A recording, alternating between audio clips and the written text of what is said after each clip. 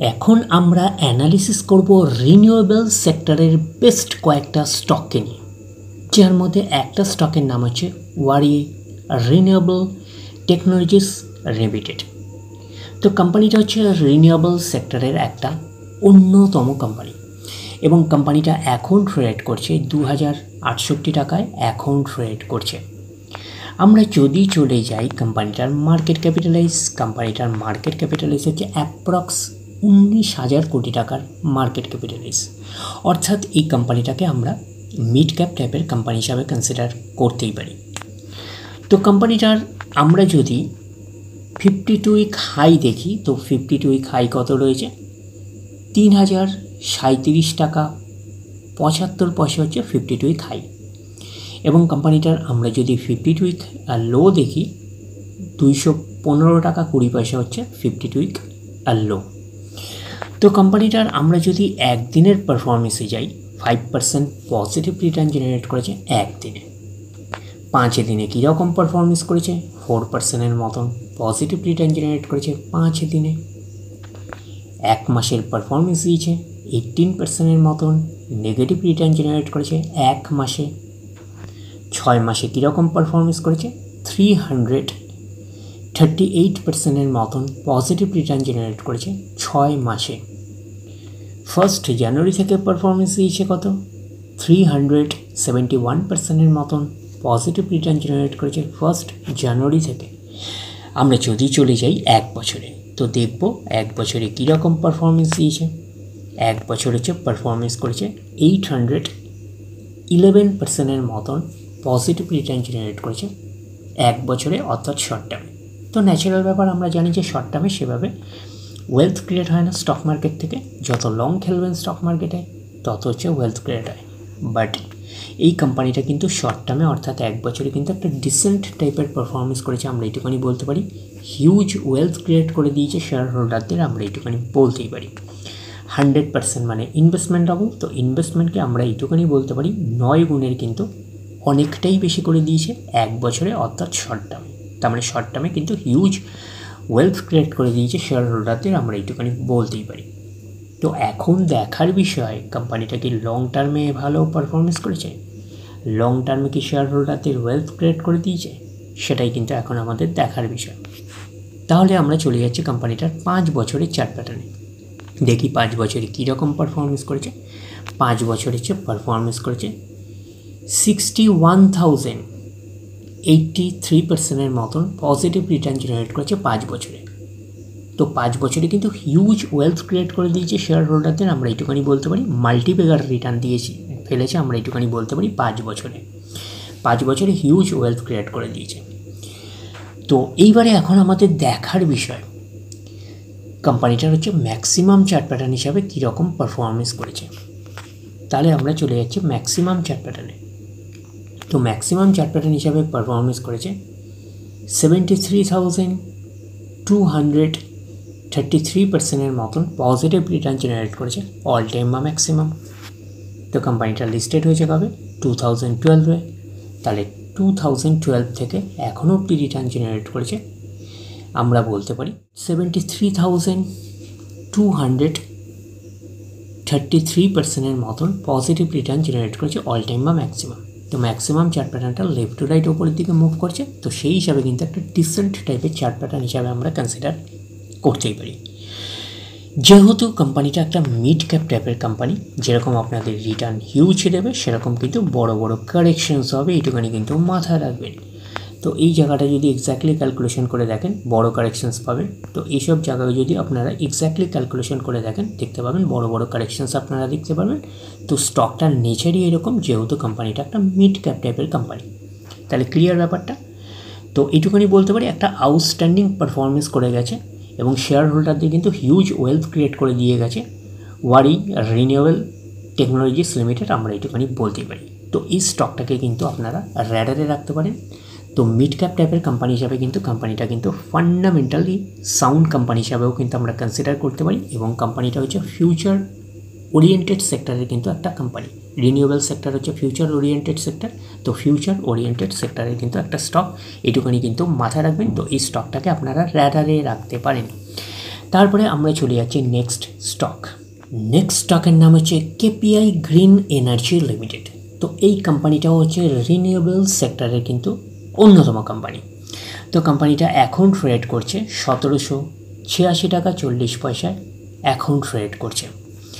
আমরা যদি চলে যাই কোম্পানিটার মার্কেট ক্যাপিটালাইজ হচ্ছে অ্যাপ্রক্স 10,000 কোটি টাকার মার্কেট ক্যাপিটালাইজ। অর্থাৎ এই কোম্পানিটাকেও আমরা মিড ক্যাপ টাইপের কোম্পানি হিসাবে কনসিডার করতেই পারি। এবং কোম্পানিটার আমরা যদি পিই রেশিও দেখি কত আছে, 63.41 হচ্ছে পিই রেশিও।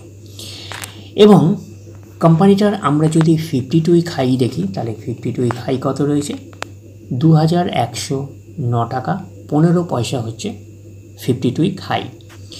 এবং আমরা যদি কোম্পানিটার হচ্ছে 52 উইক লো দেখি, তাহলে কত আছে, 497 টাকা 33 পয়সা হচ্ছে 52 উইক লো।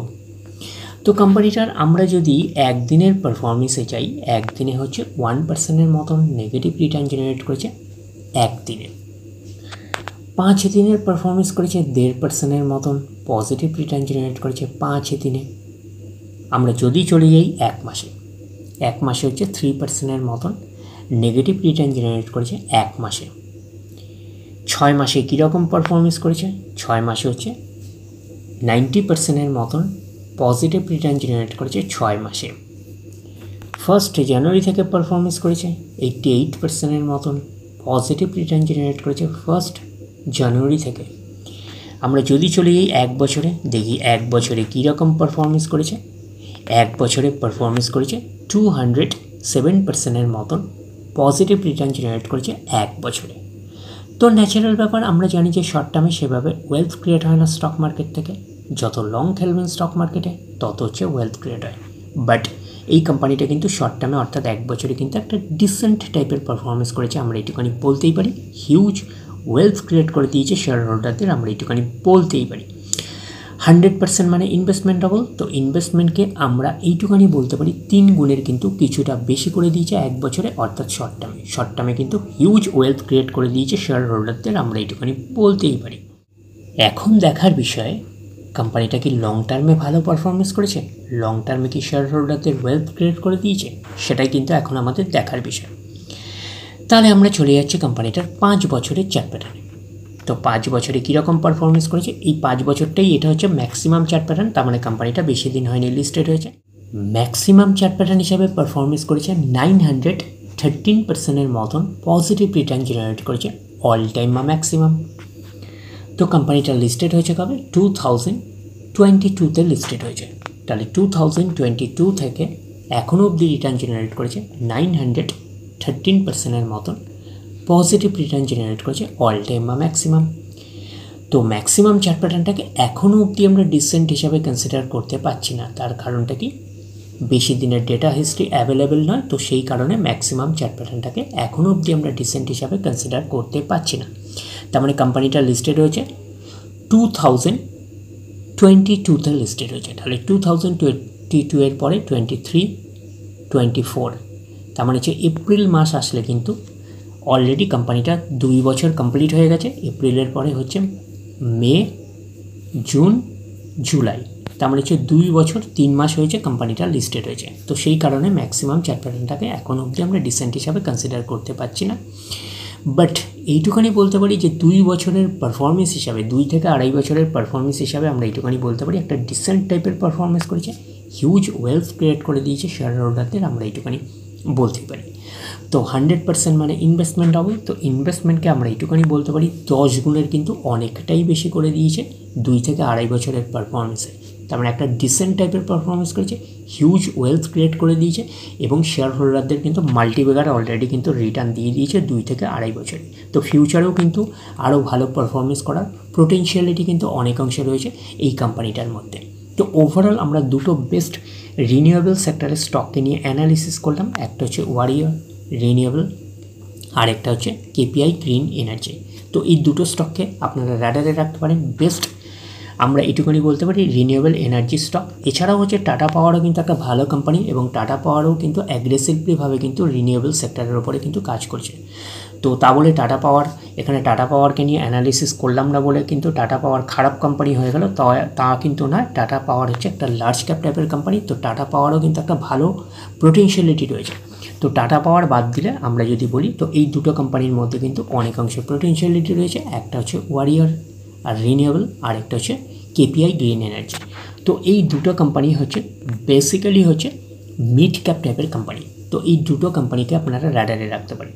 যেরকম আপনাদের রিটার্ন হিউজ দেবে দুটো কোম্পানি, সেরকম কিন্তু বড় বড় কারেকশনস হবে, এটুখানি কিন্তু মাথায় রাখবেন। তো এই দুটো কোম্পানি হচ্ছে ফিউচার ওরিয়েন্টেড সেক্টরের কিন্তু কোম্পানি, এবং ফিউচারে কিন্তু আরও ভালো পারফরমেন্স করার কিন্তু অনেকাংশে পোটেনশিয়ালিটি রয়েছে এই দুটো কোম্পানির মধ্যে।